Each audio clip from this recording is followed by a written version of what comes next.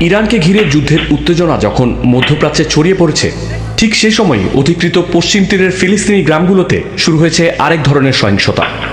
উগ্রপন্থী ইহুদি বসতি স্থাপনকারীরা একের পর এক হামলা চালাচ্ছে ফিলিস্তিনি গ্রামগুলোতে।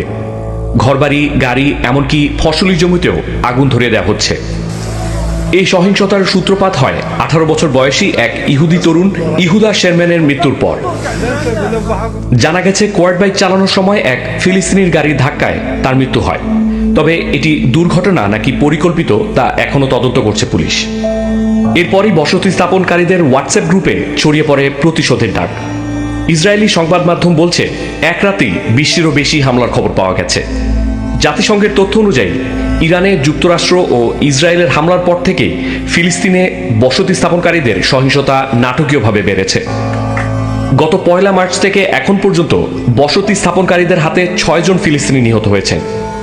ইসরায়েলি বাহিনী জানিয়েছে, পরিস্থিতি নিয়ন্ত্রণে আনতে কয়েকটি গ্রামে সেনা ও সীমান্ত পুলিশ মোতায়েন করা হয়েছে।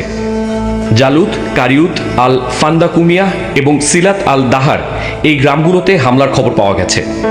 অনলাইনে ছড়িয়ে পড়া ভিডিওতে দেখা গেছে মুখোশ পরা 90 জনের বেশি লোক জালুত গ্রামে ঢুকে হামলা চালাচ্ছে।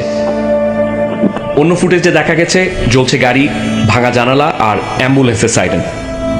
একটি ভবনের দেয়ালে লেখা, ইহুদিরা বদলানো। ফিলিস্তিনি রেড ক্রিসেন্ট জানিয়েছে, হামলা ঠেকাতে গিয়ে অন্তত 3 জন আহত হয়েছেন। ইসরায়েলি গ্রুপগুলোর বার্তায় বলা হচ্ছে, ইহুদিদের রক্ত ঝরলে আমরা চুপ থাকব না। ফিলিস্তিনি পররাষ্ট্র মন্ত্রণালয় বলছে, ঈদের সময় চালানো এই হামলায় ঘরবাড়ি পুড়িয়ে আতঙ্ক সৃষ্টি করা হয়েছে।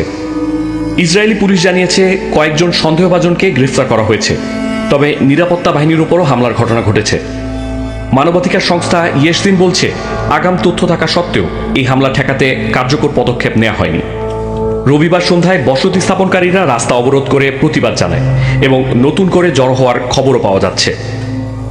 ইইউ ও যুক্তরাজ্য বলছে, ইরান যুদ্ধ শুরু হওয়ার পর এই সহিংসতা যেভাবে বাড়ছে তা অবশ্যই বন্ধ হওয়া উচিত।